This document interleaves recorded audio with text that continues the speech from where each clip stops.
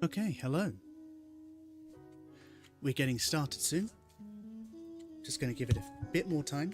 I'm going to try and unbend the first page of my film art book because it fell underneath my chair earlier and I didn't notice. Whoops. Respect thy things.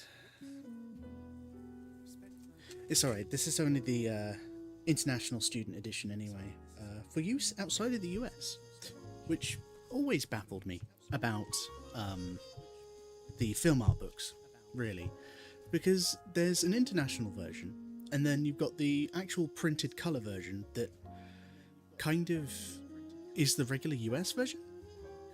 Oh, I can hear myself. Hold on, where can I hear myself? Why can I hear myself?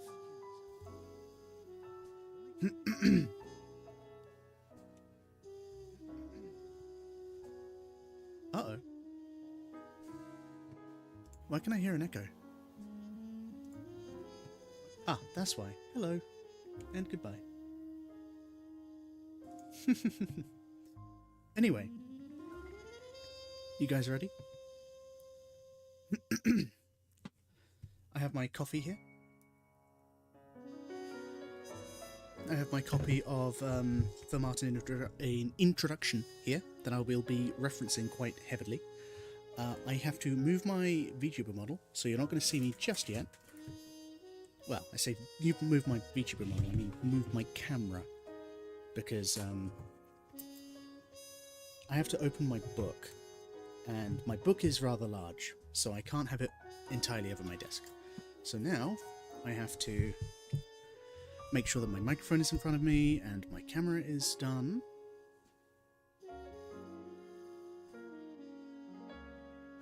Right. Let's hide that. And let's transition. Wow. How you doing? It's me, Baxton.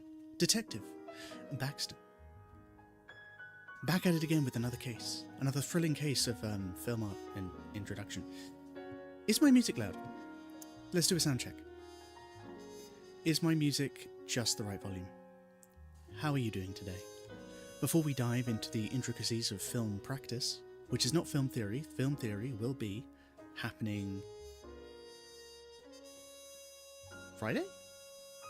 Monday. Today's Friday. Monday will be film theory. If you're here for film theory, all I can say... Oh, actually, let's start recording. There we go. I have now started recording. Good. Alright. I should probably remember to do that. Right. YouTube got a little secret that the start of the video won't. But anyway. Sound seems to be good. If everyone is ready and seated, we will begin in just a few minutes. I do have some updates, some things to go on, but I will talk about them at the end. For now, just get seated, get comfortable. We're about to begin. So as I was saying, today's lesson will be just about film practice. We'll be discussing film practice methods, the art, specifically the history of film. I do want to make very clear, though, before we begin, that I am by no means an expert in film history. I have only loosely studied it, but it is important to know some of the certain milestones because they will come up somewhat later. So, specifically, that's why it's important. That's kind of why I'm teaching you right now about film history, is because without it, it kind of becomes a little difficult to learn what everything is. So, film history is important to know because just knowing it is kind of the fundamental of film. Knowing where you came from, why we've come so far, the technology we have, open to us, is all thanks to the, past generations making all this technology and making it better. You're also going to probably be rather shocked with some of the things that you might learn here. Slide number 4 may shock you or whatever it is? I don't know. Regardless, it is now 7:15 at night, or afternoon, depending how you want to look at it, I'm now going to begin. If no one's in their seats, you'll have to watch the VOD. But that's fine. I don't expect anyone to stay, as I said in the previous stream. If you have to leave for whatever reason, that's completely fine. You don't have to stay, you don't have to, force yourself to stay, you don't have to chill here for any longer than you have to. This will all be a VOD, and I'll probably make a video out of it later, so don't worry about it. If you have to go, just go. I won't blame you. There will always be the VOD for later. However, if you do stick around, you get the benefit of being able to ask questions at the end. But you can ask questions in the comment of this video, or live stream. So, while I get the last bit of throat clearing and smoothness out of the way, we'll begin.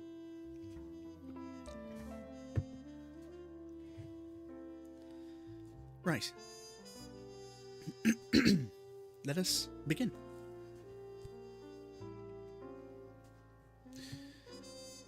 Right. So you can see my mouse. I don't like that. But it is what it is. Oh, there we go. You can't see it anymore. So we'll start. The first lesson of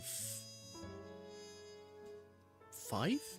Yeah, this is the first lesson of 5, where the main things we'll be discussing will be a brief history of film and some of the basic film practice rules and stuff, and I'll be talking over the purest of basics just to get you interested in film. We won't be going into too much detail about the filmmaking practices and methods and the stuff like the production cycle yet. That'll be for the next lesson. But for now, we're going to focus on the basics to introduce you into film. And a good way to do that is to start with history. So, if you're following along, I'm using Film Art and Introduction, the 9th edition from, I believe, 2009. Let me just double check. 2010. So I'm using the 9th edition of Film Art and Introduction, released in 2010. The International Edition, I don't know if the International Edition has anything different to the actual Film Art and Introduction book. I do have that one, the original from the US, but I'm using the 9th edition because this one's the most battered. And if I get coffee on this, I don't really care too much. It's what I use to study, so it's got all my original film course notes in it. Fun fact. So if you're following along at home, that's Film Art and Introduction, Volume 9. You want to go to page 454. Now, let's talk about some of the essentials.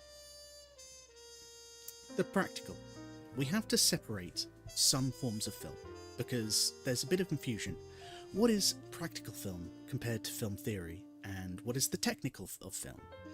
So this isn't really strictly true necessarily, it's just my way of separating film for ease of access. So if you're a bit confused, why is my game listed as Animal Crossing? Why does it always do this? Give me one moment. Education. I always set this right and it always undoes everything. Alright. Save. There we go. I don't know why it listed itself as gaming under Animal Crossing. If you're here for Animal Crossing content, I'm sorry for the bait and switch. You're going to get learned today. So, to understand first and foremost, the film, well, I'm going to separate it into 3 components. The practical. The practical side of film is the physical making of films. Stuff like actually taking your camera and going out and filming on location. That is practical film. The knowing of technique. That is anything from pre to post-production, so from the concept all the way to the story, storyboarding, script writing, to filming on location. This is the practical. It includes camera operation, screenplay writing, as I said before, and it's usually hands-on. You learn by doing it, so you get better at filmmaking by making films. Sounds simple enough. The theoretical is where it gets a little more complicated. So, film theory is understanding why we do the things the way that we do. So, I touched on this last lesson, I guess, lesson 00, where film theory is just as important to know as practical film, but it's not essential.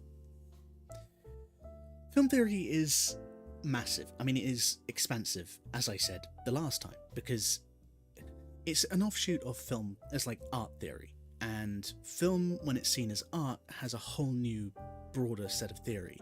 It becomes very philosophical, very, psychological. We borrow analysis from like Freud, and we listen to people like Lacan, as I said before.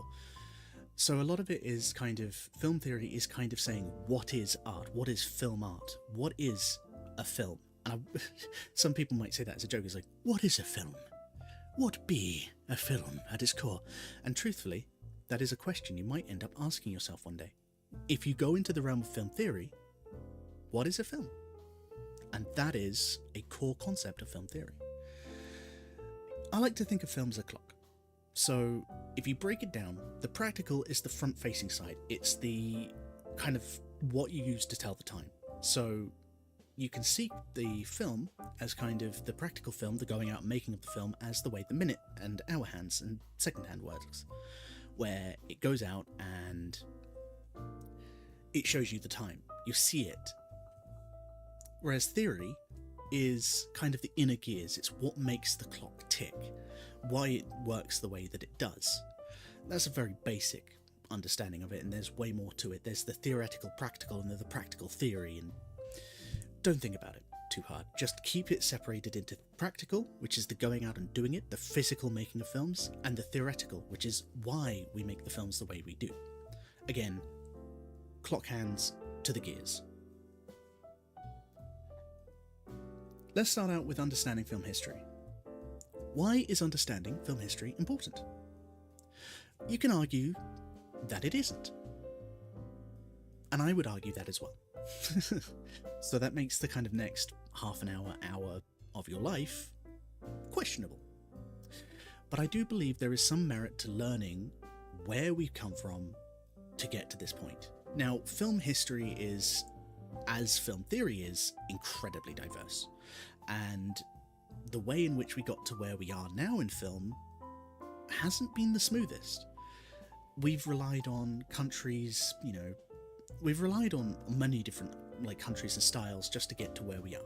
And it's, what I'm about to teach you is kind of crushed down into its core components. Film history is very expansive. It changes per region, per country, per society, and with the economics and the movements of that era. We'll see this a little later when I go over briefly some of the neo-realism of Italy. But in the war, there was World War I and II. They both affected the history of film because it took a lot of money away. It took a lot of film's core audience away. So there's a lot to know about film history that really, really impacts the way you look at how far films have come, and that's important to know. Now, again, this list is not exhaustive. It will focus primarily on the major milestones of Hollywood. I'm from the UK, so a lot of my cinema knowledge is tied to a lot of Hollywood. It's, in the West, we have a very, and I say West kind of generally as American, England, and perhaps even Australia, even though they had their own cinema movement, we typically followed a lot of Hollywood trends. So while we had a pretty bustling film theatres, situation of our own, Hollywood is what I'm going to be focusing on because it's probably what you're the most knowledgeable in, so you'll understand a lot of the milestones better.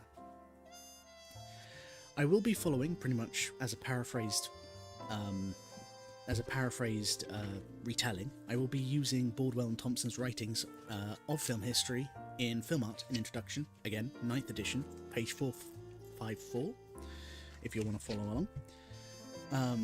But they do have a book, literally just film history and introduction, that you can follow if you so want a more comprehensive guide of film history. That is, if you're really interested in it, because there's a lot to do with film history, and what I'm giving you is, again, a very crushed down version. So if you want to do more reading, I suggest reading chapter 12 or page 454 of Film Art and Introduction for a kind of rundown of film history, or read Film History and Introduction by Baldwell. I believe it's by Baldwell. I could be wrong. I might have to add that to the comments if I am wrong. But we press on. I will be quoting them a lot. When I say quoting them, paraphrasing them a lot. So if it sounds like it's really intellectual, it's probably from them, but I will tell you. I'm not just going to claim their clout. So let's begin with photography. Now, photography is, again, its own different ballpark, and we will be crushing a lot of information down. But let's give you a quick rundown of photography. Sorry I'm late to class. I'll sit quietly and start taking notes. No problem. We've literally just got to the first proper slide. I'm actually going to take a bit of coffee just to make sure you're properly seated. So, in the beginning, you may know that photographs started kind of as a projection. When the first set of photographs were technically conceived, it was through the pinhole of a box.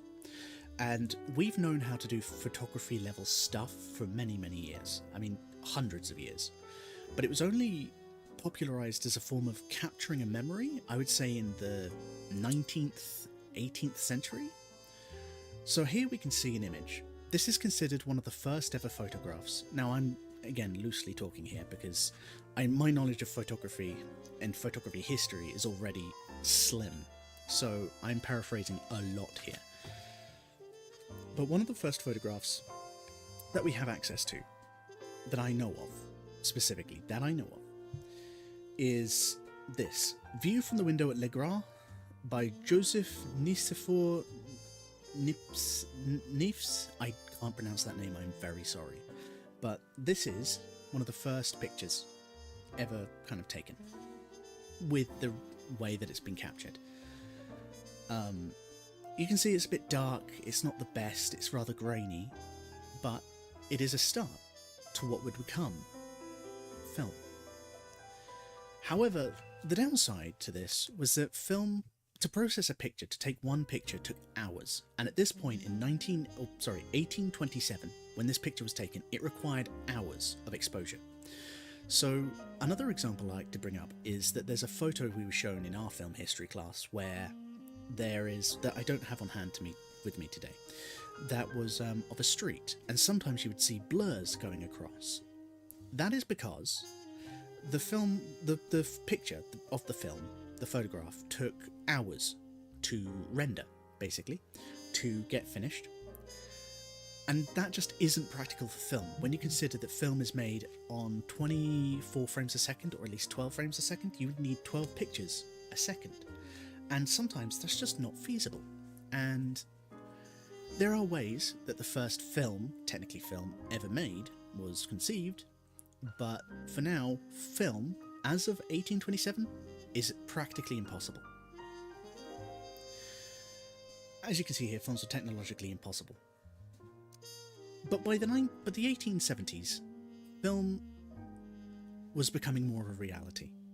We can see the picture on the right here, which is sourced from the London School of Economics digital library, and it was taken around 1887, was of London street life, as you can see here, taken by John Thompson. I don't know if that requires a P, I might have spelled the name wrong. I will include a list of corrections if it needs correcting. But you can already tell the difference in quality that these two images have from just, you know, like 60 years apart. Phenomenal. This picture was rendered in only a few minutes. However, again, we need pictures every second, like 12 every second, and thus still just quite out of our grasps. Film was still not great, because some photos, which rendered the quickest with only a fraction of a second, could only be done on glass. and you can't really reel glass for a film reel. It's impossible. So up until this time, film reel was still kind of not quite there. But then, something interesting happens. In the late 19th century, we have Edward Muybridge, who I'm going to pronounce Edward. It's not the correct pronunciation, but Edward Muybridge has run a set of cameras in a row, and he records the first ever film. Now I use film with air quotes here, because it's technically called chronophotography, where it's taken in a sequence. So he has a whole run of cameras that he has sequenced to go off one after the other, and that is how he recorded the first technically film. By combining a whole bunch of these images together, we got the illusion of movement. This was done in 1877. Now, if you remember back from our previous slide, this was 1887. This picture of the street life in London was 1887. So this was 10 years before that. However, again, because this was a run of photos that he then stitched together in a form of motion, it wasn't technically a film in the way that we know of film. It was the progenitor of film, but not quite there yet. As I said before, it's chronophotography. Now, the interesting thing about this is that Muybridge initially made this to show off animals. He did this for veterinary research, primarily, just to display the way that horses ran and their muscle structure so we could get a better understanding of horses. I mean, this wouldn't be the only thing he did it to. There should be a bit down here, we go. Buffalo. People see the video of the bison running along more frequently than they probably do the horse.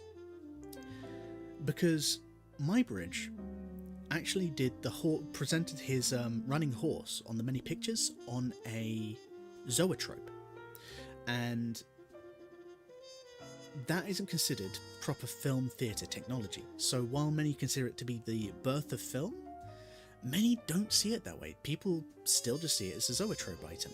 And we had zoetropes for many years. If you don't know what a zoetrope is, it's basically imagine a carousel.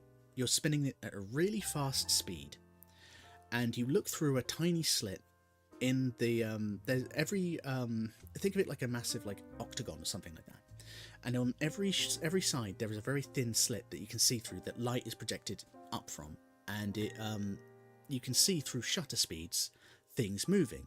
That is kind of a progenitor to film, but not truly. It is chronophotography. So when Muybridge first presented the horse, it was done on one of these zoetropes. I should have got an example for you, but I didn't, and I'm really sorry. But do Google zoetrope. They're very fascinating. So you might have actually seen the buffalo running video that he made in very much the same fashion. That is actually not a buffalo, it is a bison. So there's your fun fact. But that was done in 1887, which you may remember is the same year that we have this picture taken. So at this point we have the first progenitor of film kind of running around here. But it wouldn't take long for this to catch on. By 1888, we have our first surviving film reel released, made by Louis Le Prince, filmed in around 1888. I'm going to do that a lot. I apologise. 1888. And it's literally his family just walking around. It's dubbed the Roundhay Garden Scene, and it is our earliest surviving example of film. It was filmed on proper reel, on very rudimentary early film camera. Then we also have the famous video of 1896, where the Lumiere brothers, Auguste and Louis, film a train coming into a station.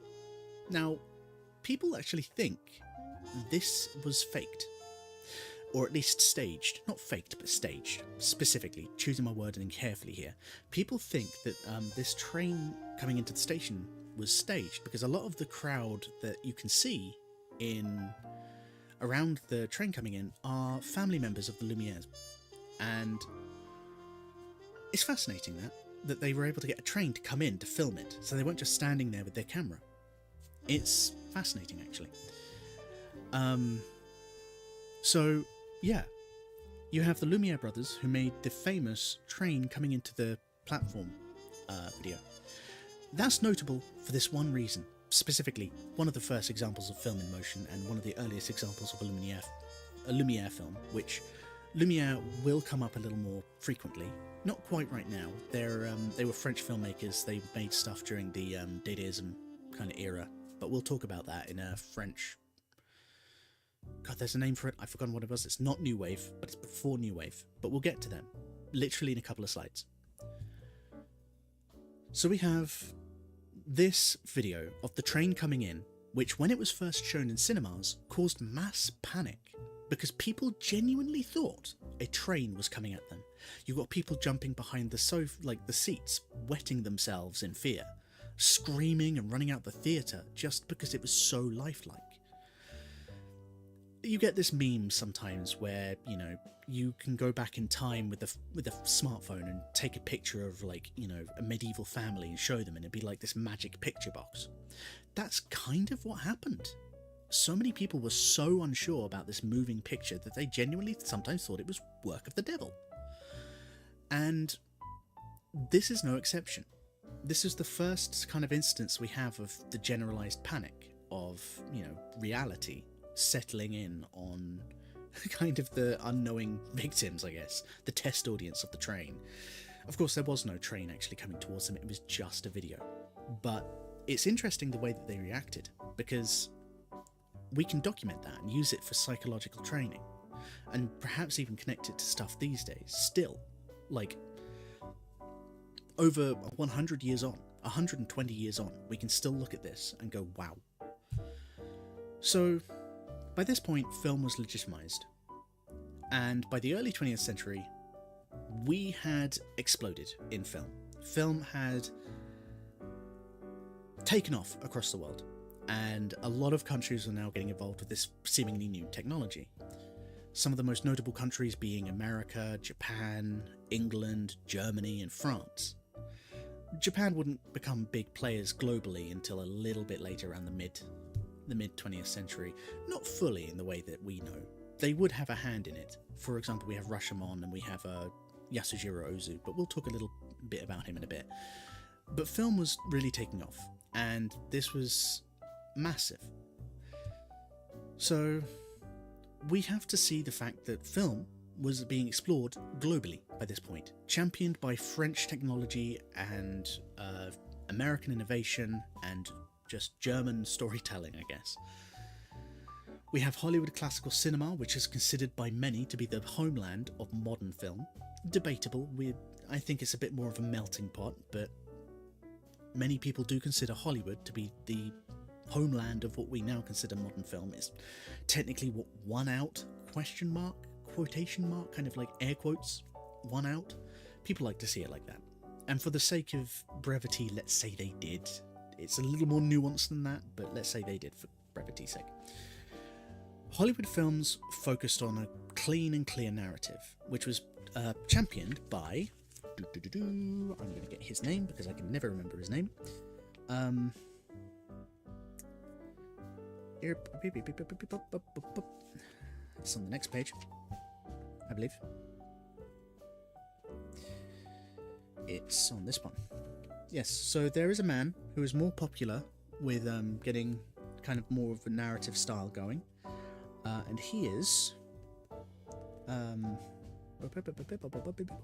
what's your full name, Griffith? What's your full name, Griffith? D.W. Griffith. He said he wanted more complex narratives with a clearer storyline. I do suggest reading up on D.W. Griffith if you're interested in Hollywood cinema of the early 20th century. I don't, because I'm not interested. I'm going to be honest with you, just really honestly. We're briefly passing through this, but now you know who to look for. So, while Hollywood was focusing on a more narrative and story-driven kind of plot line with clear settings and backgrounds, we have German Expressionism. So something you might know that happened in the early 20th century was World War One. That kind of sucks a little bit. It drained a lot of money, it drained a lot of resources. Certain countries experienced it harder than others. But in Germany, the films industry that was taking off was backed by the German government. This is because they wanted to really push home some certain specific sensibilities and spread positive German propaganda. However, some people were deeply, deeply unhappy with this, and one of the things that kept happening was they had to keep tightening the belt on negative propaganda. People who were disillusioned with Germany during the First World War, and that's where German Expressionism comes from. So German Expressionism really kind of was mostly about the sensibilities of the Germans. It was kind of the fighting back against modern German life. So a lot of satirical takes on German life really made its way to the forefront during this era. There's a wonderful film called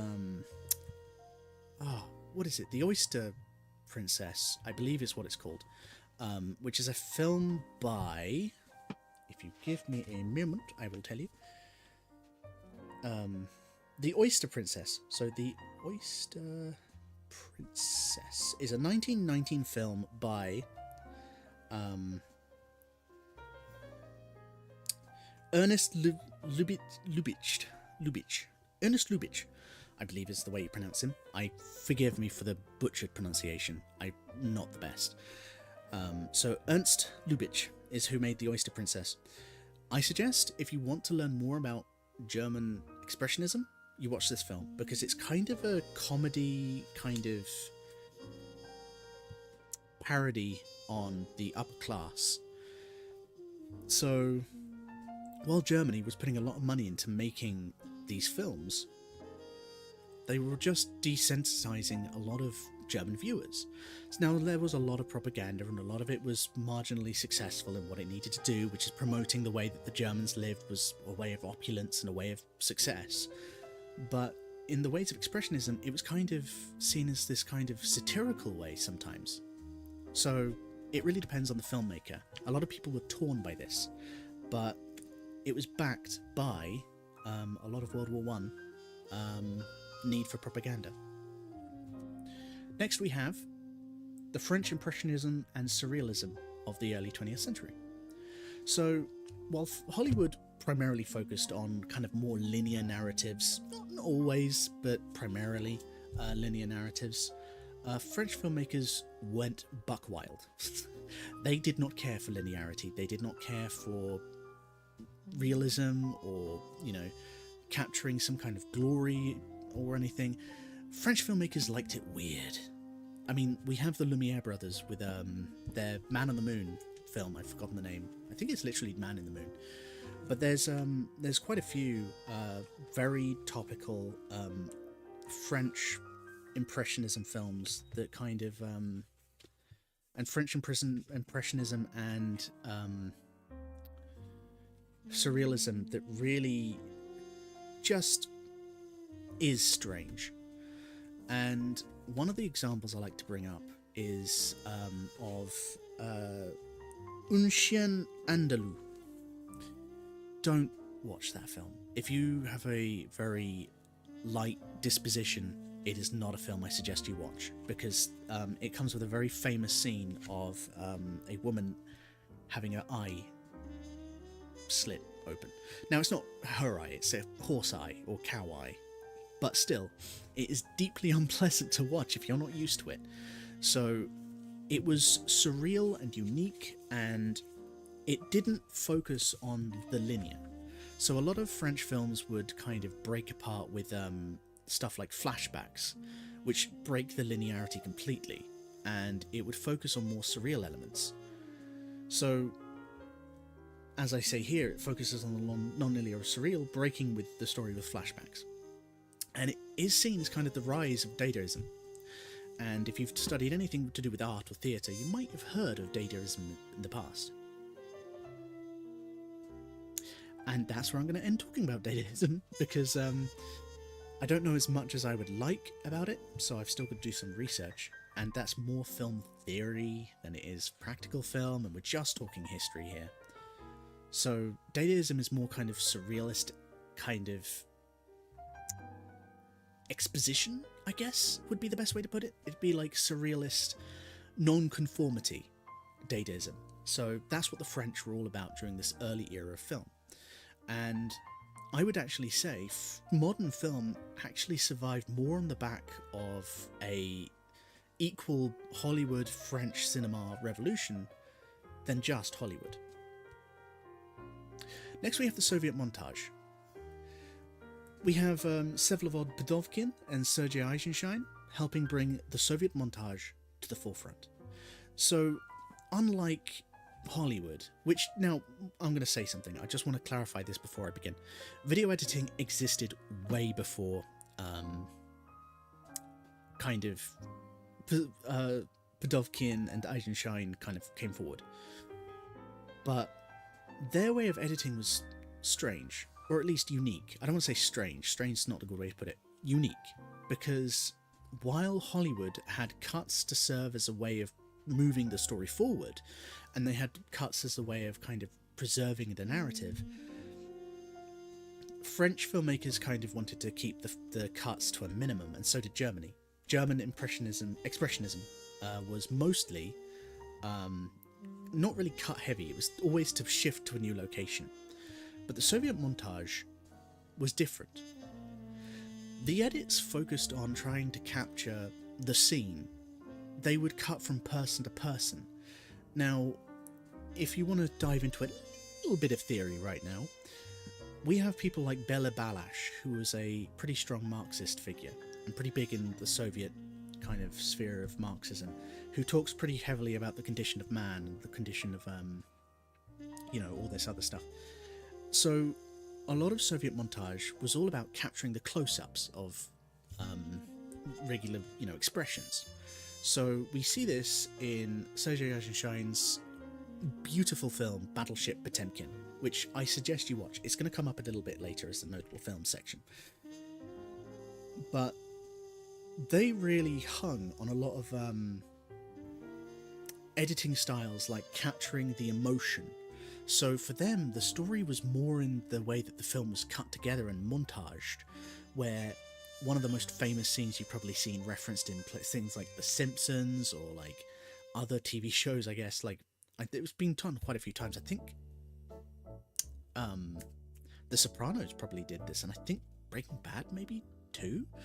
But what they did was you have this scene of a baby carriage going down the stairs and everyone's reaction to it kind of popping off.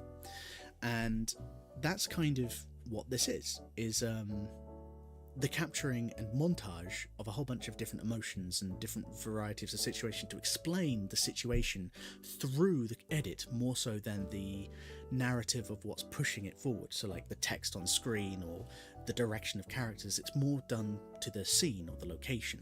Not always. Vsevolod Pudovkin and Sergei Eisenstein definitely edited in different ways. They were kind of opposed to the way each other did their edit, but they were still Soviet montagists at heart. Now that is squashing this down a bit because there's a lot to do with Soviet montage and a lot of it ties into a lot of the theory, and this is just history. So if you want to read more about this, I suggest going to readings by Pudovkin and Sergei Eisenstein and watching Battleship Potemkin and just watching the way that the film flows.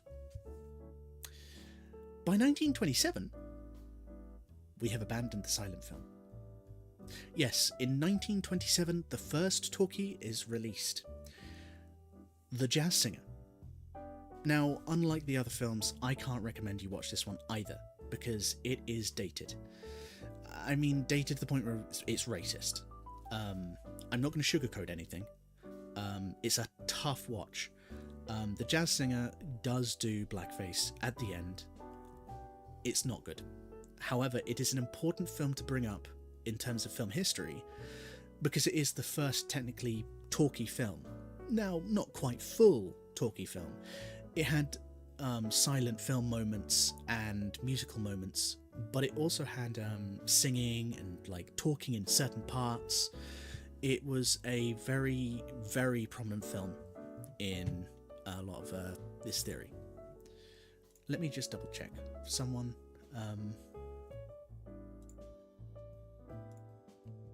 give me one moment. There we go. Right. We continue. So the jazz singer was massively influential for its time. And very quickly after it, followed a whole new wave of speaky films. As a side note, people actually hated this when it first came out. There was a large sect of people who hated this because they thought that talkie films were going to brain rot people. They thought that, you know, films where people talked in it just were scary or spooky or not needed because we had everything already. And it would take away from the silent films, and silent films encourage music. And we had our first instance of generations going, I don't like it. But then again, we also already had that with the invention of the film camera, where people said that it would take away from theatre. Now there is again the theory side of whether or not, like, Rudolf Arnheim in The Theory will talk about the way that theatre has amassed a more cultured audience than the cinema building a more poorer or like less advanced kind of group, an audience. So there's things to be said either way, but yeah, there's a lot of shit slinging, to put it lightly. By 1927, we do have our first talkie. It contains both a musical score and rudimentary voice recordings, and it is technically considered the first full film. Debatably. There are other films that came after it, but this is the first one that had audio inbuilt into it. Now we're in the mid-20th century. New styles are emerging. Things have changed. The scope is different. Countries are now coming off of the end of World War II. We have money again. People are still, some countries are still reeling from the effects of the World War, and film has become a kind of comfort food for the audience. We have recovered from the Great Depression in America, so Hollywood is now recovering, and cinemas are now starting to actually charge good prices for tickets again. And we in the UK are seeing massive amounts of progress in filmmaking, and specifically, the Italians see massive success. At the end of the Second World War, you might remember that there was a man called Mussolini who was not very well liked. He was very much a yes man for Hitler and his regime. So when the war was turning in Italy, a lot of people turned against him. This lowered a lot of morale in Italy. Italy was pretty depressed at this era. There was not a lot of money to go around. They were pretty hard done by. With a massive power vacuum and not a lot of money and a lot of people coming back from the war, kind of criminals or not very, just very unhappy with their current state of life, and a lot of elderly being kind of abandoned. And again, I apologise if this is a tough listen, but this is history and we must discuss it. We have the rise of the Italian neo-realism. So it is championed primarily by a suffering Italy post-World War II. But I have to give them credit here because they make some of the most beautiful films during this era. Let's not move on so quickly from all of that sudden drop of information. Italy did really well to recover itself post-World War II, but to say it wasn't easy would be kind of reductive. There was a lot of hardships that Italy had to go through to create its cinema identity, and one of them was post-World War II neo-realism, and that focused on the grittier side, the side that wasn't captured by this glamorous Hollywood that was portraying, everyone's happy and handsome and rich and amazing and, well-fed. This showed the grime of real life. It showed you what life was and was realistic. It was neo-realism. It was depressive. It was punchy. A lot of countries took neo-realism and went, wow, that we wouldn't have even thought to add that to our films. It was just too dark.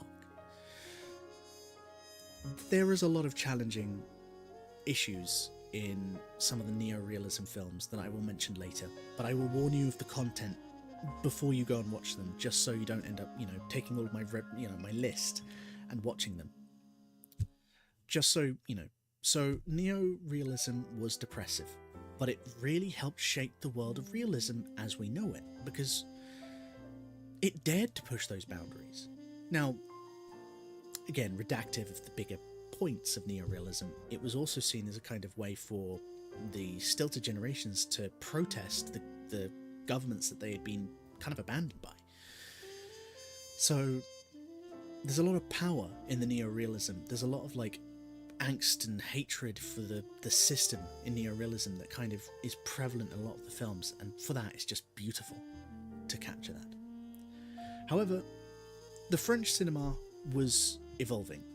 We'd gone past the level of surrealism that we were used to from France now, especially when it compared to Hollywood. A lot of people wanted more Hollywood-style films, but they also wanted it less faked.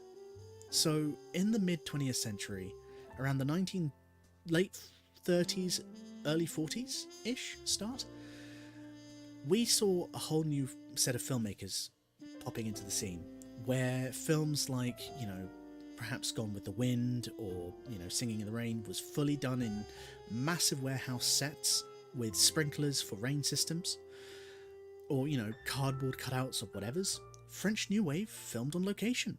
If there was something that needed to be filmed in front of the Eiffel Tower, they would take their camera and film there. It was very often dominated by newer artists. So it's classified by its abandonment of sets, opting for a more realistic depiction, fueled also by the Italian neo-realism state, which I'm still getting text messages for. Hold on. Yeah, I'm still getting text messages from the Italian neo-realism. Apologies. So, yeah, I've lost my train of thought. Let's take a moment just to regather our thoughts.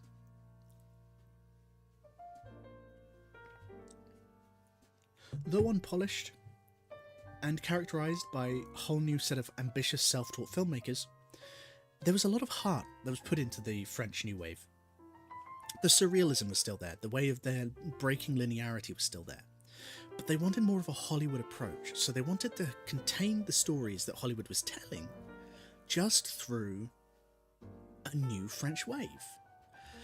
And dadaism was still alive by this point, but they definitely focused on more Hollywood-style examples. So you got people making films in the centre of Paris, just on location at a store with a camera. And that was part of what actually inspired a lot of European film, was this French New Wave. But that's not the only thing that happened. So you might have noticed, probably around films you watch from the 1920s to about the 1940s, suddenly, boom, colour. We had invented colour. Yeah, kind of. So we invented the way of capturing colour.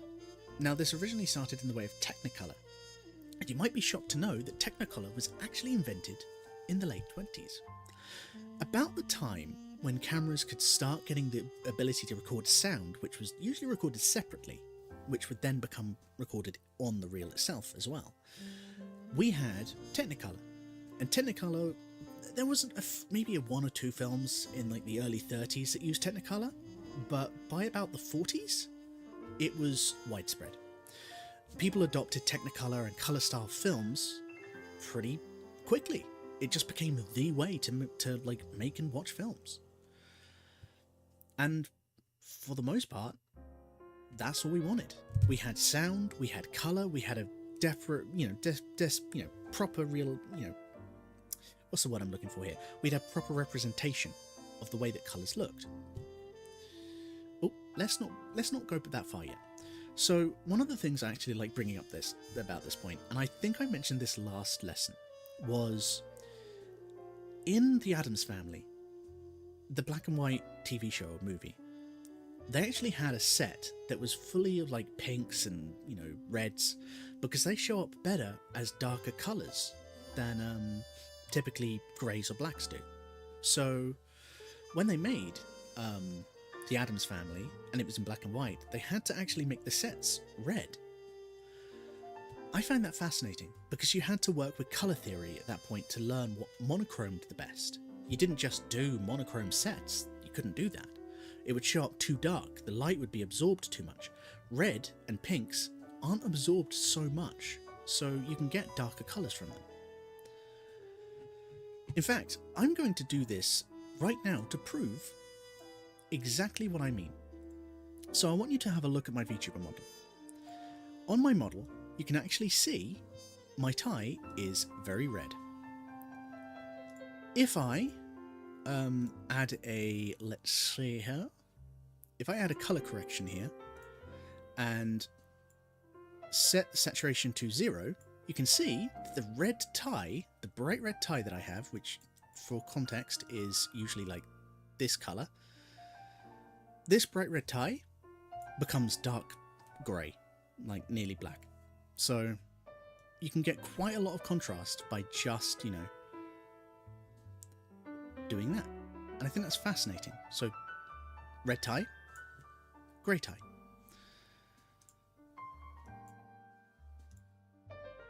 But yeah, so red's often made for darker colours.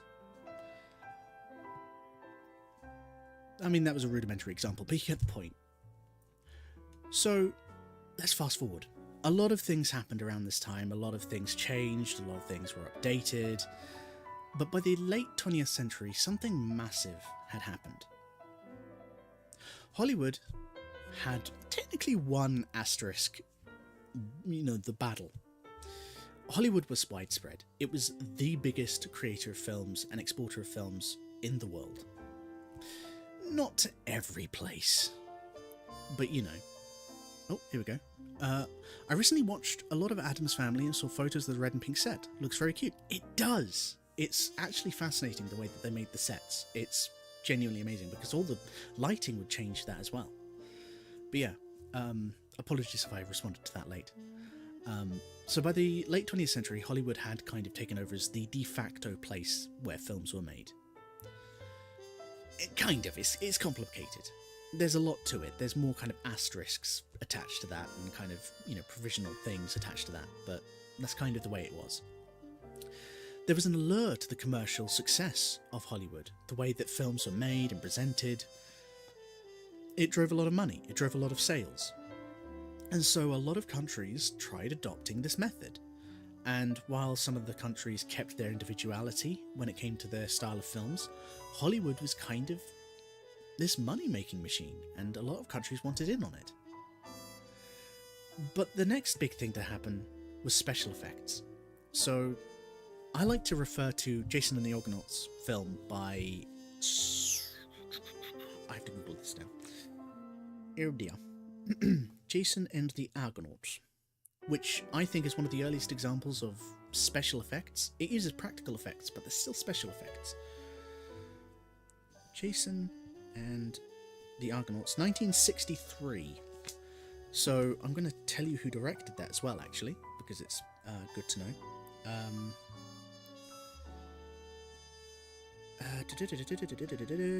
1963. Directed by John Chaffee. John Chaffee. I don't know. There's someone yelling outside. I apologise if you can hear that. Oh, excuse me. Okay, so in 1963 we have our first technical example of special effects. I mean, there are many, but Jason and the Argonauts from 1963 is a big standout one. You might have seen the kind of claymation skeletons fighting the guy in the green screen. Not that realistic nowadays, but at the time, that was phenomenal. It's not the only example, but it's one of the most prominent examples. By the 70s, we had advanced green screen capabilities, as we saw with Jason and the Argonauts. Some kind of examples of this was Star Wars: A New Hope from 1977 and Alien from 1979.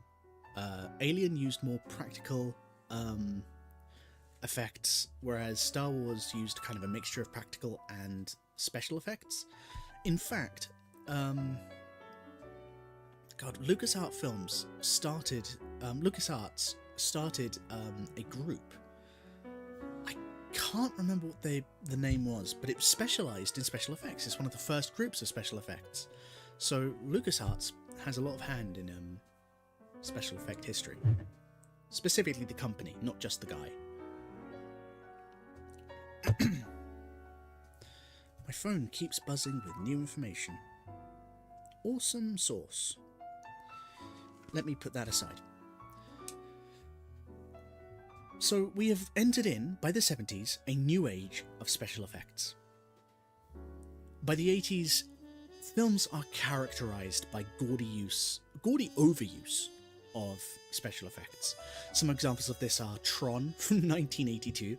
If you've seen the film, you'll know what I mean. RoboCop, a wonderfully gaudy example of too much special effects, but just the right level of cheese for it, from 1987, and Ghostbusters from 1984. So Ghostbusters was massive for its use of special effects. Some people actually thought it was real. Some people genuinely thought they got a giant puppet of the Stay Puft Marshmallow Man in the middle of Times Square, and I think that's hilarious. But that just shows you how quickly tech evolved during this time. An honourable mention I also want to mention is From Before, where I said that people in cinemas, when they watched the train filmed by the Lumieres coming towards them, jumped behind their seats and, were terrified. In the UK, we had a series called Doctor Who, and in about the 60s, maybe 70s, when they first introduced Daleks, they were so terrifying, people were hiding behind the sofa because they thought it were real. They genuinely thought Doctor Who was real. That is a fascinating bit of side knowledge there. The landscape is changing. So we have seen Hollywood change over from the 1960s to about the 1990s. Hollywood has evolved. God, I wish Doctor Who was real. Kind of same. By the 90s, we have amazing groundbreaking technology, such as Steven Spielberg's Jurassic Park from 1993 and Toy Story, made by Pixar in 1995. Pixar was one of the first fully 3D, professionally looking films, and if you look back at it today, it's dated, and you can see all the kind of weirdness to the 3D rendering, but still, it holds up. Toy Story was a fully 3D film, start to finish, and was groundbreaking. It used the most cutting edge of technology to make. And Jurassic Park is also kind of seen as a miracle of film because it uses both practical and digital special effects just to make the dinosaurs look alive. Fantastic. So, by the 21st century, which is our century, we've evolved. Our special effects have blown way out of control, but that's just more special effects history. And to be fair, I haven't really kept up with film history beyond the late 90s. There's much to do, but to be fair, not much of it's really that worth knowing. Just know that we've got far better at special effects to the point where people are still wondering if things are real or fake, and it's now just commercialized. Special effects is something you can learn in your bedroom. But what else was there? It wasn't just Hollywood out there. It wasn't just Hollywood. It wasn't just French New Wave. What else was there? Well, Hollywood isn't the whole world. As you might know, Hollywood is broad. Very broad. We actually have Hong Kong cinema. Now, this isn't just kung fu movies. They were popular in the 80s, but realistically, Hong Kong had a massive sect of British Chinese filmmakers, or just Chinese filmmakers in general.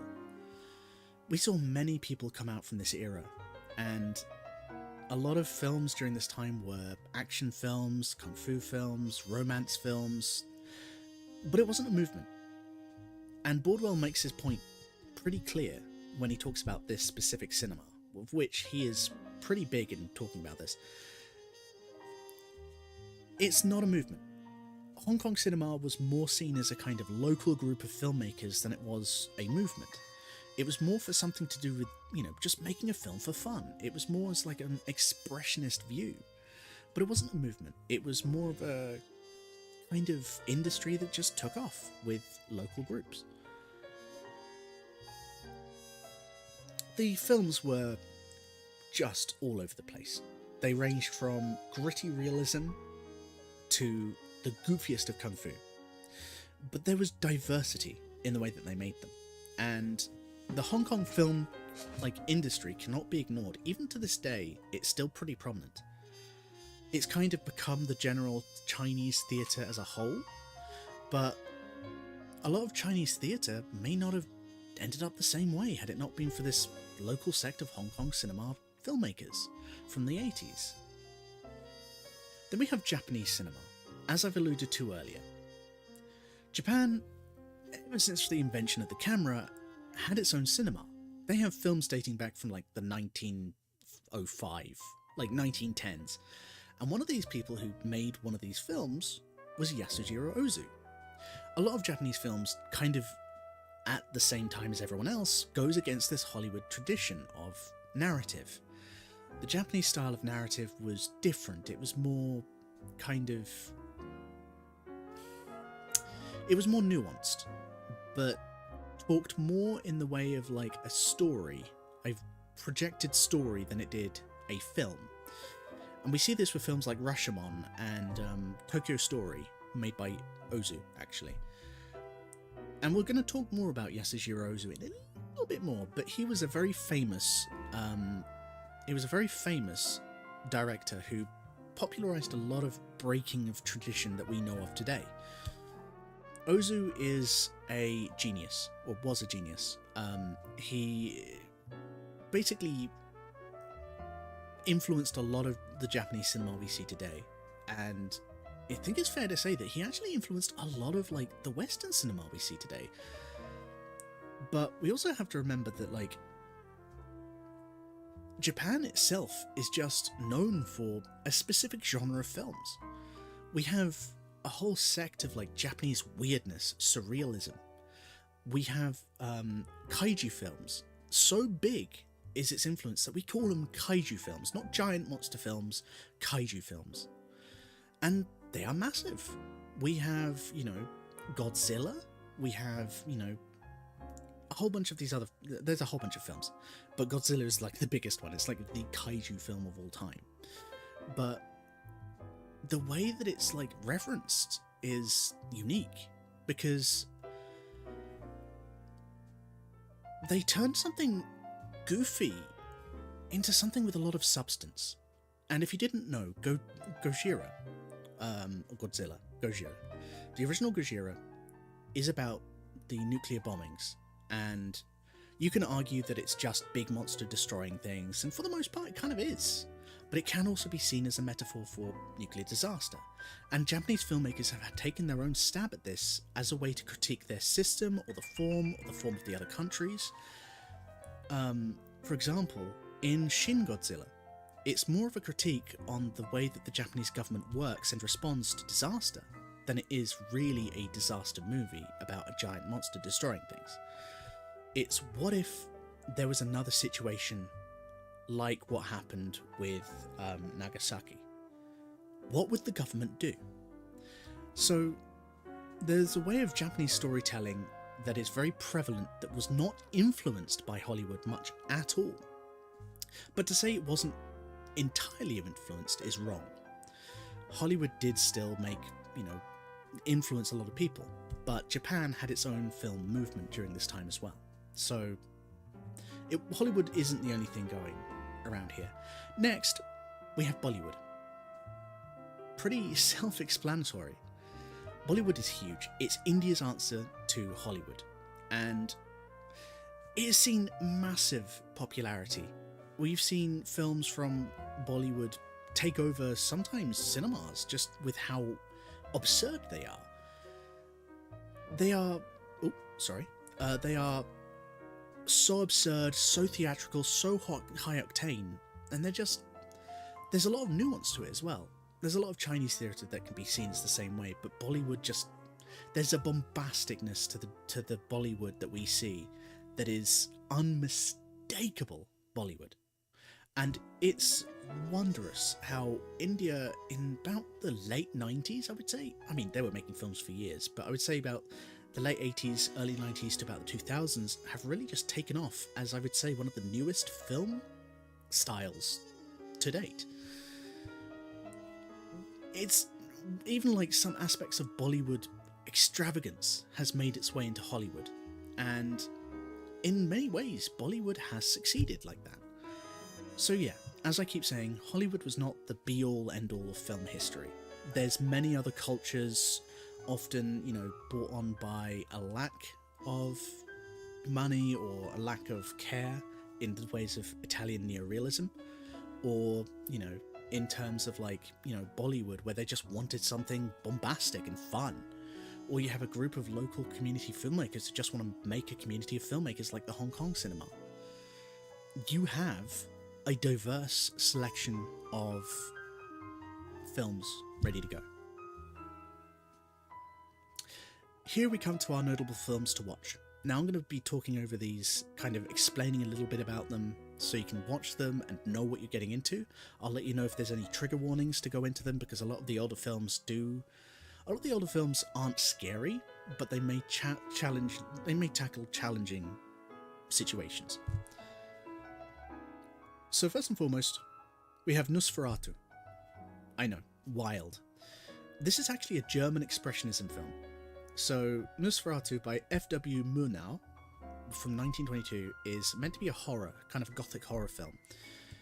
I think it has stood the test of time. It is a completely silent film, and it is fantastic.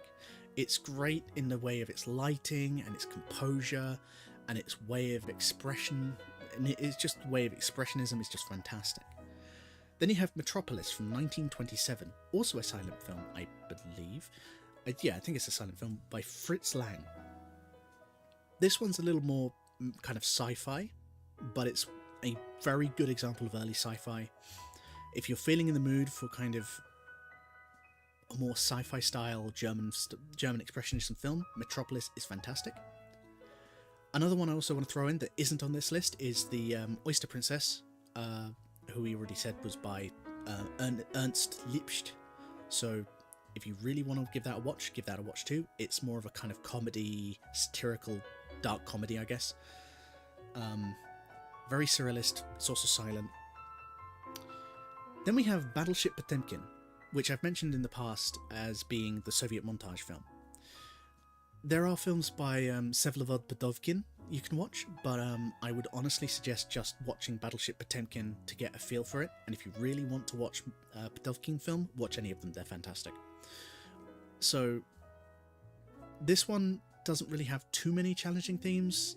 A lot of it isn't believable that much anyway, but it is, there are moments where harm is insinuated onto children. So if you do not want to watch that, it doesn't show it, it's just insinuated. So if you don't like that, and it's a very minor part of the film, you don't watch it. Next we have The Great Dictator from 1940s. This is a Charlie Chaplin film, and typically whenever you say anything about Charlie Chaplin, you get this image of your head with the toothbrush moustache and the kind of bowler hat doing a funny little dance. But The Great Dictator is a comedy, kind of a dance-style comedy that Chaplin was known for, that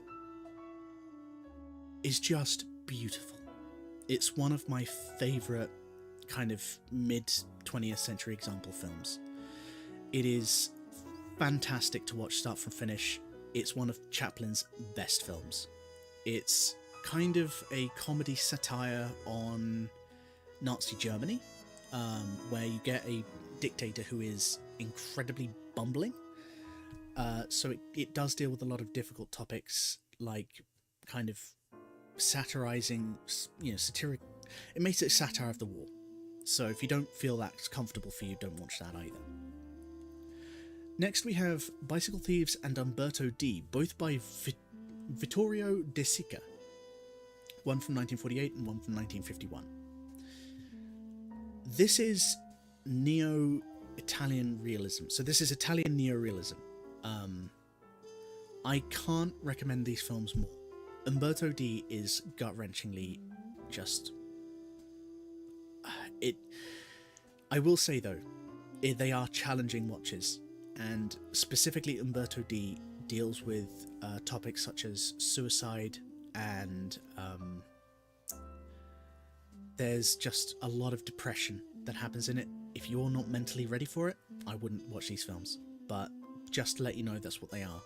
Watch Bicycle Thieves if you want to watch anything by, that's Italian neorealism, but still be prepared to be depressed. A lot of Italian neorealism is gritty and depressing, but they are still very good films if you want to watch them, and fantastically done in just the best of ways. Next we have 1957's Sidney Lumet directed film 12 Angry Men, one of my favourite films of all time. So the film is all basically set in one room, and it's kind of like a mystery, drama, thriller kind of film. I do suggest giving this a watch. There's nothing really challenging in it. It's just go ahead and watch it. Vertigo by Alfred Hitchcock, released in 1958, is kind of a Hollywood example. So is 12 Angry Men. They're more kind of mid 20th century Hollywood examples. Anything by Alfred Hitchcock is a fun time. Vertigo is one of his finest films. That's why people tell you to watch those most typically. North by Northwest didn't make the list because it sucks. Just the way it is. Sorry. Then we have Alien by Ridley Scott, a good example of special effects. The Thing by John Carpenter, which is equally as important because this is this kind of gaudy practical horror, kind of practical SFX horror kind of film. It is a bit gory. Alien and The Thing are pretty gruesome films. If you don't like blood, I wouldn't suggest watching them, purely because they are tough watches sometimes. Then we have Ghostbusters by Ivan Reitman from 1984. This one's a good one. Good comedy, good all-round comedy. I think it still holds up. Then we have Silence of the Lambs by Jonathan Demme from 1991. This one's a fantastic film to watch because it really encompasses a lot of like late 20th century kind of film narrative. So it's got a little bit of everything in it. It's the perfect way to see how film narrative has come forward. So you can compare Silence of the Lambs with, like, Battleship Potemkin, for example, or like Nosferatu, and you can see the change in the way that a lot of this was done. And then finally Jurassic Park, which, dinosaurs. The practical effects on the dinosaurs is cool. That's why I've listed it. So we've gone through the basic history of film. We've talked about some of the basic histories of film, what it is, where it's come from, why it's here. So now let's pivot. That was film history over with. I will likely not be talking about film history much anymore at all, so I'm going to put my book aside. Yippee! I don't have to focus on a book anymore. Great. Before we move on to the next section, let's take a quick break.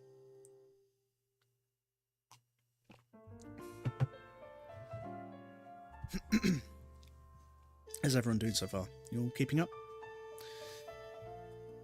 Give this moment to take a break. If you're watching on the VOD, pause the video, come back later with a nice cup of hot chocolate or something. If you're watching live, we press on. Next, we're going to talk about basic styles and technique in film. A pioneer for a lot of modern film technique is David Bordwell. I'm keeping up, and also I spend a really long time on the floor cleaning up coffee. I relate to that. I actually spilt some coffee this morning. An entire cupful just on the floor. Whoops. But yeah. So one of the pioneers of modern film style and technique was David Bordwell. But he isn't the only one, but we'll get to that. He's written a number of books, from narration in fiction film in 1985 to The Poetics of Cinema, which he combined into other things in 2007, and Film Art and Introduction from 1975 onwards. Bordwell is not the only pioneer. I say Bordwell, but a lot of his stuff is written alongside his wife, who is Kristen Thompson.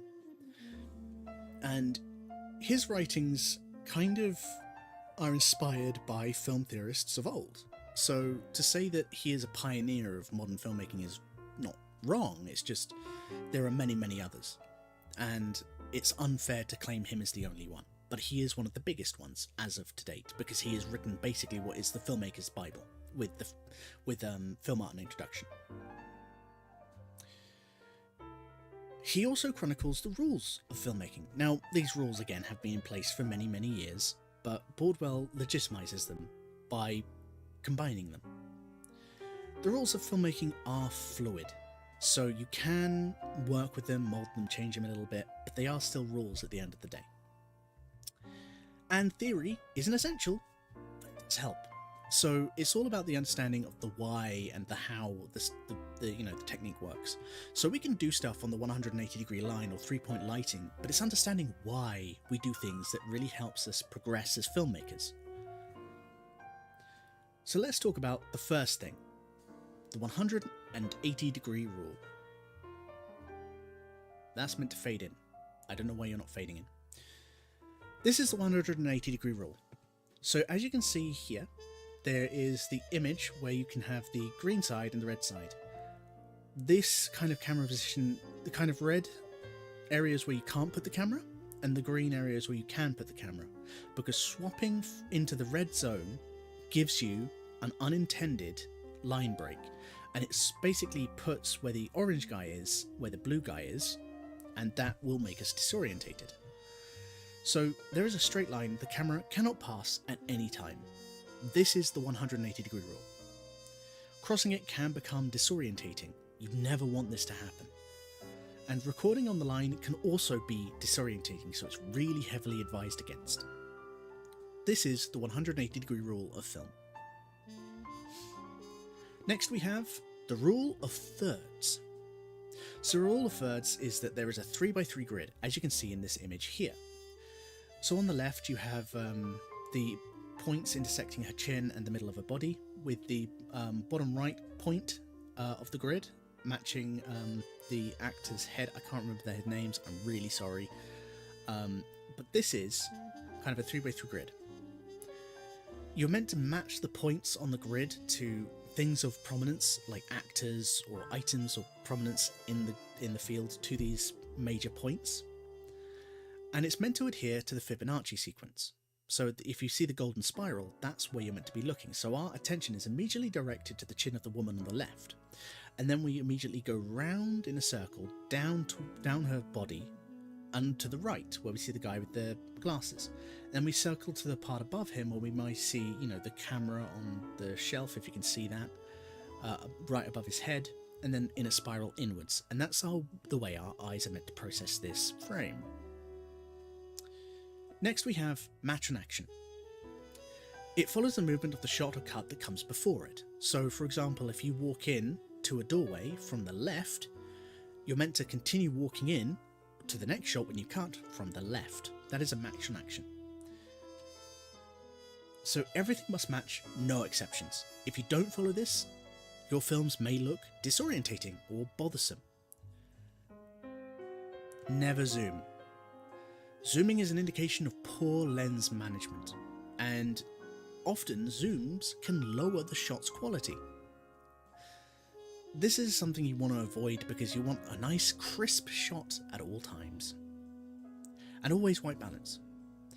Your camera must always be white balanced. Poor white balancing can and will ruin a film, I should know. And yeah, so always make sure you do that.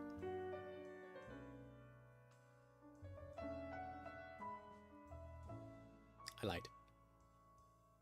There are no rules. There are only hints and guidelines. All of that I just said, all of that things I just said about, like, the 180-degree line, about, the Fibonacci sequence and the rule of thirds, everything I said about match and action and, white balancing, I lied.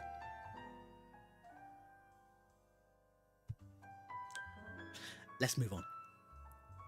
Why did I lie? Let's look at the myth, the breaking of these myths. The 180-degree rule. There is a straight line the camera cannot cross. That is true. Crossing it can be disorientating. That is also true. Recording on the line can also be disorientating. That is also true. However, the reality is many filmmakers do break this. This is a shot from, I believe, Tokyo Story by Yasujiro Ozu. Ozu is most famous for recording on the line at all times. His dialogue scenes are often from one point of perspective to another, so he will always do a point of view shot on that line to record dialogue and do interactions from people. You can cross this line whenever you want to, just as long as you know that it's going to become disorientating. Perhaps that's your effect, perhaps that's your goal. Just because the line is there, it gives you the guideline to stay within that semicircle, but you can go over it to break that rule. A good example of this, if you give me a moment actually. Sorry, my throat's getting a bit dry. Give me a moment. A good example of this is actually in Steve McQueen's... Steve McQueen? Let me just double check that name.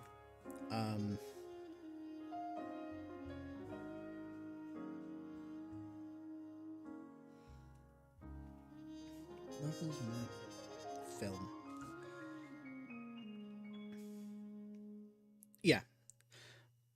Lovers Rock from 2020 is a film by Steve McQueen, and he breaks this line quite frequently, but you never notice it because you don't notice it. It's just not noticeable. It's so subtly done, so really well done, you don't notice it. And it's the same thing with Ozu. Ozu films on the line, and a lot of his dialogue is punchy. You see it, and it's there. It's just punchy. Crossing or using the line can help add effect. And we in the UK have a show here called Peep Show, or The Peep Show, and it is a kind of comedy, cringe-based comedy. Some people find it a really tough watch. I personally find it a tough watch, but some people really think it's funny. But most of their conversations are filmed from a point of view thing, where each or both of the two characters are kind of talking into the camera, much in the way that Ozu filmed his dialogue scenes. And it works, because it really makes it feel more personal. It makes it feel more personalised.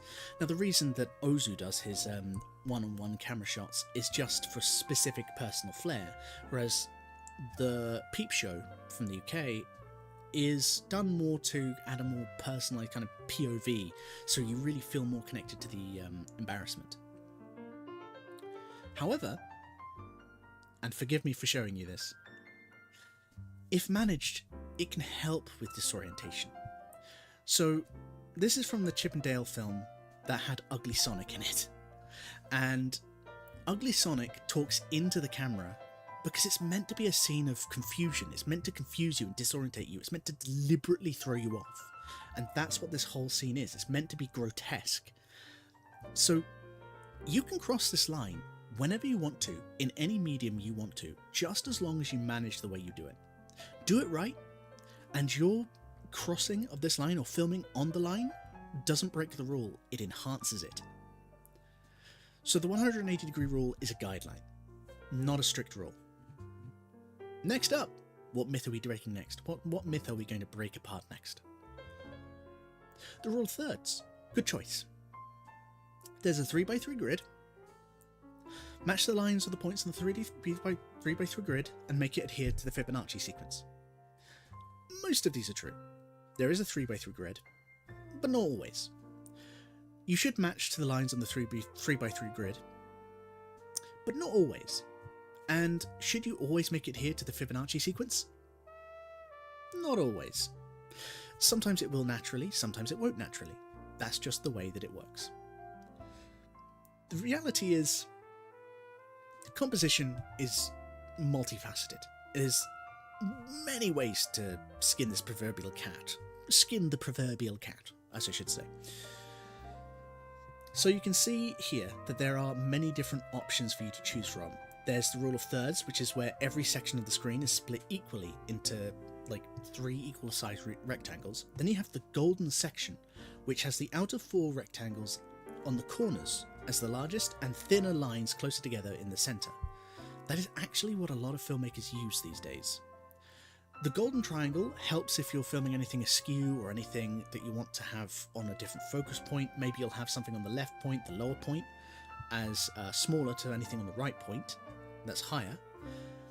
And you can also do it in the inverse, where it's called harmonious triangles. Now, these are just fake names by the person who made this beginner's guide to composition. There is many ways for you to do composition. Composition can just be whatever you want to look at. As you can tell by the fact that it has compound, curve, pyramid, and circular, and L arrangement here. You can have the diagonals going at any point in the scene. It's just however it looks to you. So the rule of thirds is only one part of the story. There is just way more options than the rule of thirds. The main thing is you have to be mindful of space. That's composition. So when you set up a shot, you have to be very mindful of the space you have available. And yeah, so triangles can also be used, as well as squiggles and lines. But it's just the way you manage space. A very good management of space can set up an incredibly powerful shot. And we see this all the time with, scenes like Rocky. For example, if you remember the scene of Rocky running down the stairs and he gets to the bottom of the stairs, that starts off as kind of like a golden section shot and then ends as this kind of focal mass shot. Kind of. I mean, you can just literally apply that in anything and say it stayed with the golden section, but it is what it is. So there's many ways to set up a shot. As long as you're mindful of the space and you take in the mise en scène, which is the scene and the decoration, you'll be okay.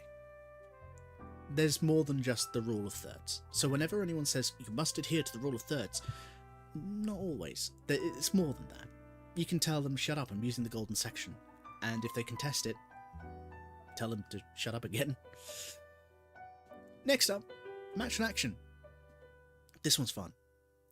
Follow the movement of the shot or cut that comes before it. That much is true. Everything must match, no exceptions.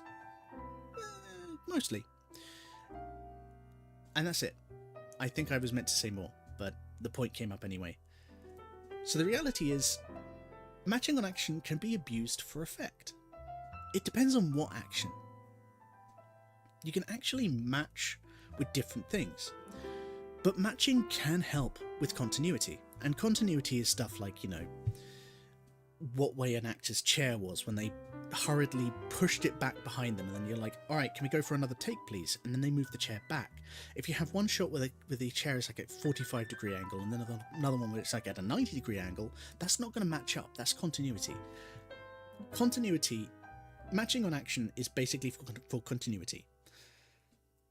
That's all you have to worry about matching on action for.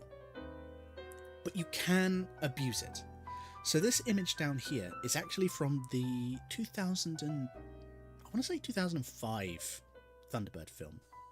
So Thunderbirds is a puppet style show in the UK, but it had a live action film made, and every now and then, if you look really closely, like if you can see closely to this image, you'll see a puppet being replaced with a human part. Like, this is the part towards the end of the film where they're trying to send this ship really quickly to this bank or something, I can't remember, but there's two real life humans in there, and in the shot before this, both of them say, let's launch the thrusters together or whatever, and they both move the thruster controls forward. Now you can see the hand on the right is a puppet hand, but it matches on the shot before it, and therefore matches on the action.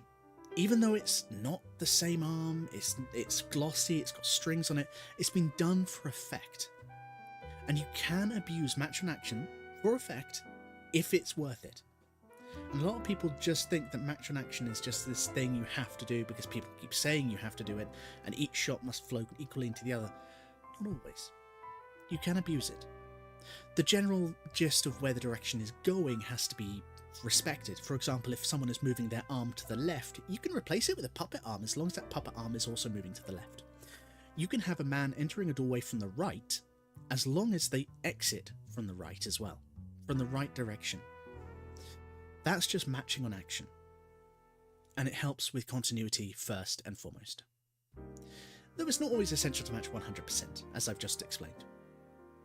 Next we have never zoom. I hated this rule. I saw this on like one of these lists of like, you're a bad filmmaker if you never zoom. You're wrong. Zooming is an indication of poor lens management. This is untrue. Zooming lowers a shot's quality. Yes and no. Depends on the camera. If you're zoomed all the way in, likelihood is yes, your camera may not give the cleanest of examples compared to whatever you want to film. You might want to use a more, focused lens if you're capturing something at a distance. But zooming in all the way does lower a shot's quality, but you don't always... lenses have zooms for a reason, and cameras have zooms as well for the same reason. Zooming isn't always an indication of poor lens management. Sometimes you just want the right focal lens. The reality is, zooms are frequently used. Zooms are always used in the industry. Not everyone has a lens for the exact shot they need, and sometimes whatever lens you have on hand has to work. Oh, and if it's good enough for Hitchcock, it's good enough for you. There we go. This is the shot that Hitchcock, it's called the Hitchcock zoom. So the way this works is when you have a camera on like a dolly system, which is just a camera on rails or camera on wheels, and you pull the camera back at the same rate you zoom in, the background foreshortens and the person gets closer. So what you end up with is this amazing depth of perception movement, and it's called the Hitchcock zoom because Hitchcock popularized it. I actually don't know if he invented it or not. I think he might have done. I don't know enough about that. That's for you to research. But this is called the Hitchcock zoom. In Jaws, which I think was made by Steven Spielberg, so, this is Hitchcock's, example on the industry. If it's good enough for Hitchcock, you can zoom too, basically. So, don't ever think you're above zooming, because zooming can enhance a situation or break it. In Vertigo, for example, you have a scene where they're like looking over the ground and the camera zooms in and out really fast. And it's meant to give the illusion of actual vertigo. It's meant to be like, oh, that's disorientating. Work with it, experiment with it. You can zoom. Again, if it's good enough for Hitchcock, it's good enough for you. Next, always white balance. Your camera must always be white balanced. Poor white balancing can ruin a film. The reality, yes, this one's actually mostly true. Mostly. There is no one true white balance. As you can see here, we have tungsten incandescent lights at an orange kind of glow, fluorescent lights at a more whitish, yellowish glow, the middle ground of noon daylight, which is pure white light, flash of a camera, which is more seen as blue, cloudy, which is kind of more overcast bluish, and shade, which is seen more as like a dark blue. You can white balance to any shot you want to, so white balance to any colour. I've seen people deliberately white balance to green, and that sets the default white balancing to be green. So when you white balance, it tells the camera what white is, so it stabilises the colour. If you stabilise a colour to, say, green or blue, it will change what white is to that camera, and you'll get a whole different spectrum of colours. Some people use that to their effect. If you're filming in more of a club scene, you might want to white balance to a more red light, or maybe a darker light or a lighter light, that kind of thing. So, while it's true your camera must always be white balanced, there's no one true white balance. You can white balance purely to white, which is just the white sheet of paper, or you can white balance to more orange for a more warmer tone. It's anything you really want to go for, depending on the environment, depending on your source material. Depending on the lighting as well you have available, because if you have bright studio lights, then your light will come out very bright and naturally white. But if you're just relying on if you're filming a documentary and you're interviewing a set of people who only have orange lamp available, then orange light is what you're going to get. Sometimes orange is seen as more cozy, warm and friendly and inviting, whereas the more blue light, the more harsh blue light is reminiscent of offices and is cold and solid, solitary. It just depends how you want to change your white balancing. Yeah, tones range from warm to cold. I like this. Let's do more myth busting. Myth. You must know film theory to make a film. Now, as I've said before, understanding basic composition, sound management, lighting is all you really need to get started. Yes, film theory helps, but it's not essential by any means. You can go out with a camera and film without any knowledge in film theory by just imitating what you see on movies or television, and you're still going to end up with a film. Now, there is theory as to how you get there, and theory does certainly help, but you don't need it. It is... Basic film theory is essential, though. Stuff like, understanding why and how we do certain things, like why we zoom, why we change lenses, just so you don't end up making the same mistakes. But you need the full history of film theory? No, you don't need it. You just know why we do certain things. Why do we break the 180-degree rule? How do we do shot composition? What is the rules of sound management and camera, control? Why do we do stuff the way that we do? That's kind of basic knowledge you will pick up naturally by doing filmmaking, and that's film theory you'll naturally get by osmosis of trying and doing. Myth. You must own your own professional gear. Gear is not everything. Mobile phones today have the compatibility to just make any film imaginable, especially the newest, like iPhones. The newest iPhones can make some amazing films. They've filmed shots on iPhones, like they've had to make massive rigs or like 100 iPhones or whatever, but you can take your mobile phone and it's like, oh, well, I only have like a Samsung from 2016. Yes, that works. Oh, well, my Samsung's from like 2020. Yeah, that works. I only have this phone from like the... Yeah, it'll work. But this phone looks like... Yeah, you'll be okay. Because good lighting can save any poor camera. Fantastic lighting can save a phone camera from 2009. I've seen amazing shots that look basically HD, done on like a 2008 Burberry phone. Or Burberry? No. Blackberry, not Burberry. That's a designer clothes brand. Good lighting can make and break a bad camera. So if you have fantastic lighting, your shots may look just perfectly fine. And at the flip side, I just want to say this as well. Poor lighting can destroy a bad camera, or good camera rather. So if you have poor lighting, it doesn't matter the quality of a camera, it's just not going to look nice. Good lighting is everything.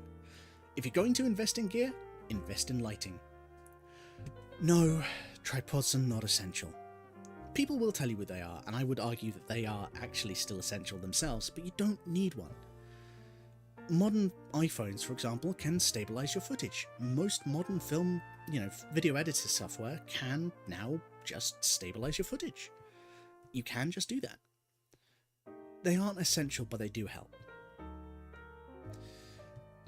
The reason this myth becomes massively widespread about making films or getting started in this industry is because you actually do need decent gear to start working in this industry. To start working as a freelance videographer or video editor, you do need a computer that's capable of video editing, or a camera that can at least do 4K. You can't just turn up to a guy with a, say, we want a videographer to capture our, business and capture our, whatever the hell we're doing with a phone camera.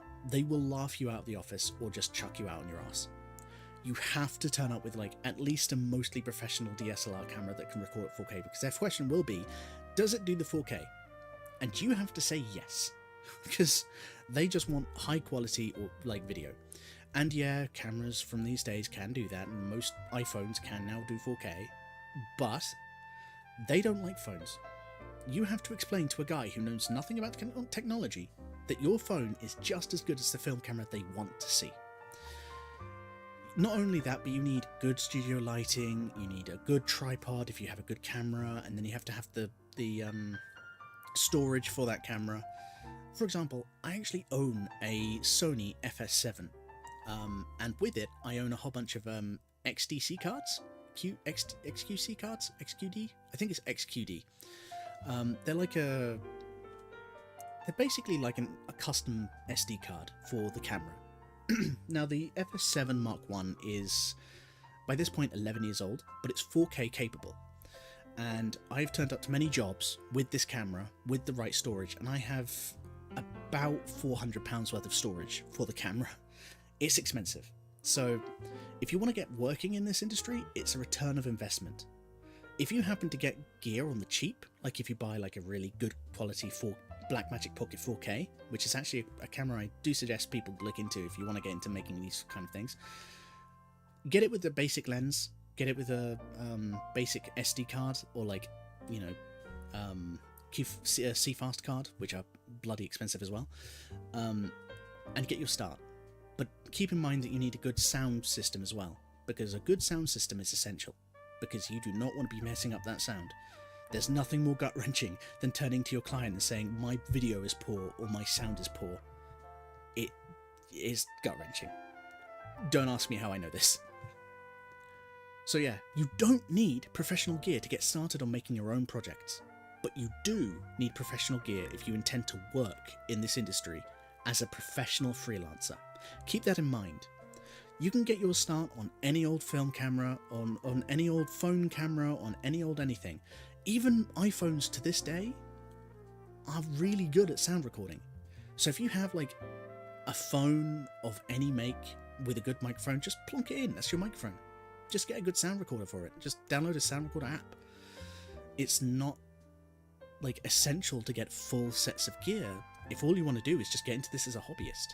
And I hate seeing people like buy, you know, really expensive cameras and all they do is record like one or two things and go, I didn't really want to do this, I wanted to be a vlogger. If all you want to do is vlog stuff, you have a phone in your pocket. And it's just fine. Don't let anyone tell you your phone isn't capable of making a movie, because it is. This link up here, this Wikipedia link you see, is actually an example of all the films ever made on a mobile phone. There was a film from 2016 or 2017 that was filmed entirely on iPhone 6s or iPhone 6Ss, and it looks great. Now it's been touched up quite a lot, but keep that in mind.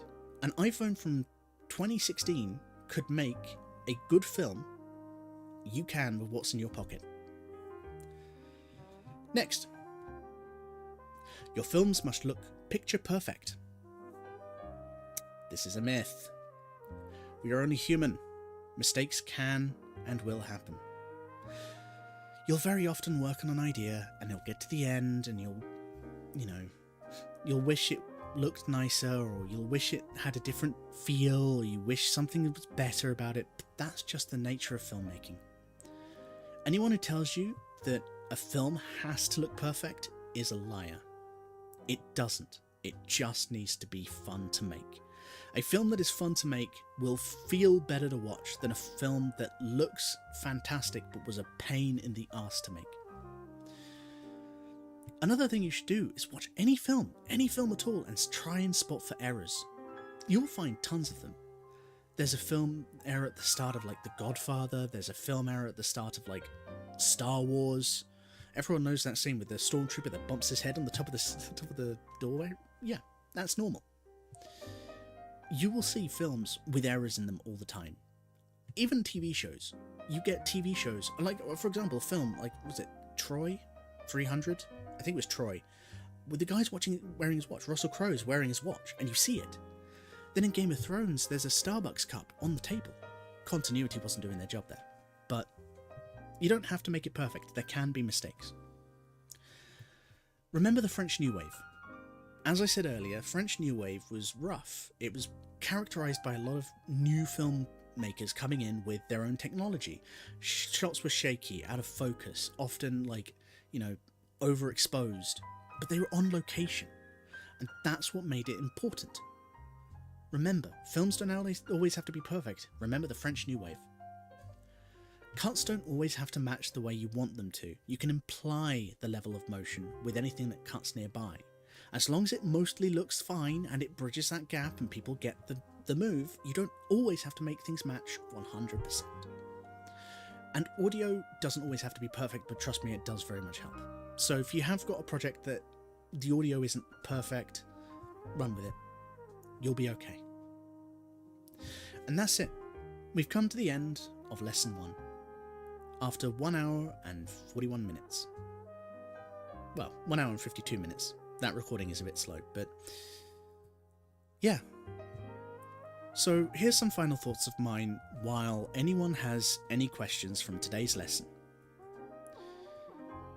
Film history is boring. I wish I could say it nicer, but film history is kind of expensive. I wasn't able to cover all of it because it's just a lot, and I didn't really study it that much. But I'm hoping by giving you a basic understanding of film history, we can kind of see where film came from and where it will evolve from here. A lot of the future of film lies purely in film theory now. A lot of the theory of, and a lot of the film psychology and a lot of the film practice now just relies on special effects. When film was first made, we relied a lot on realism. So you had a lot of realism from kind of Hollywood blending in with this kind of like fakeness. You had Andre Bazin talking about the reality of film versus the theatre, and like reality versus the picture, for example. And you have a whole load of these other kind of things talking about realism. And it's wild how we've kind of gone back to that, where special effects has become so good that it's no longer gaudy. We had a point in the 80s where special effects was kind of at that middle range of kind of, I would say, uncanny valley almost, where special effects kind of really, it became this kind of novelty that just became used in films. And then in the 90s we saw a shift, like we saw Jurassic Park with their realistic depiction of dinosaurs. We knew they couldn't be real, but a lot of people did believe in it. So there is something to be said about modern special effects. Are we drifting more towards a level of realism that perhaps we sought at the beginning of our film journey? Or are we drifting away into things that are more unbelievable because they are more post-processed? Questions to muse on, but there's a whole book by this. It's called, what is it? The Cinema... No, that's the wrong book. It's called Perpetuating Illusions by Dan North. So if you're into the theory side and you want to read more about special effects and the history of where we come from, this book was released in, I think, 2009, 2008, maybe a little later. Let me get that book for you. It's right here. So there is this book. It's Performing Illusions by it's Performing Illusions: Cinema, Special Effects, and the Virtual Actor by Dan North. This book was released in 2008, so it talks a lot about like 2008 and prior film, special effects. So a lot of the stuff, like the Spider-Man films, for example, it has listed on the front. It's just the Spider-Man films. Are we drifting towards more of a illusionatory kind of sense of realism perpetuated by Dan North and what's his name? Alan Smith? Or are we going towards a sense of realism that we were looking for before? These are the thoughts we have to take away from today's lesson. Well, I will. You don't have to if you don't want to. I'm not going to question anyone. I'm not going to do any kind of quiz. It's up to you if you want to continue learning this. But yeah, let's see if we have any questions. If not, I'll be reading out some of the questions or responding to some of the questions rather, in at the end of stream, when and if they trickle in. You don't have to ask a question if you don't want to. If you are satisfied with this, you don't have to ask anything at all. But I can and will answer anything anyone has to ask. This is really neat to learn. The history gives a lot of context to what we see now with modern film. It's interesting to see where we've come from and the rules that have become established through just the rigorous storytelling of modern Hollywood. And these rules that I've talked about before, like the rule of thirds, the 180-degree rule, there's also three-point lighting. I didn't really cover that, but a lot of these rules are, well, just rules. They're guidelines. You don't have to necessarily understand them. You just have to follow them to a point. They're more guidelines than they are rules and sets of instructions. And we've learned this through just the history of film. To cap off my thoughts, the photograph, the reason I started with the photograph wasn't just to give you a history lesson way far back. It was to contextualize the fact that where we've come technologically is advanced, but also the way in which we capture reality is different. So something I'll be talking about in Monday's stream when it comes to film theory is about reality and illusion and capturing the reality. We'll be talking about Andre Bazin at that point too. So kind of about the point of the photograph, the reason I haven't bring this up is if you do want to watch film theory, now you have some kind of background towards the photograph and why I'm going to talk about it so intensely on Monday. So yeah, that's the end of this lesson. It was pretty heavy on the info. Next week will be all about kind of the cycle of production of so next Friday, next film practice lesson will be all about kind of the structure of making a film, the start to finish, what you have to do, what you have to prepare, how a film is made, kind of that whole thing. It's probably going to be a little longer than this one, but otherwise should be pretty interesting. The next film theory lesson is on Monday. It's going to be the first of the film theory lessons, and I'm going to be covering kind of the first era of film theory, so the late 19th, early 20th century film theory.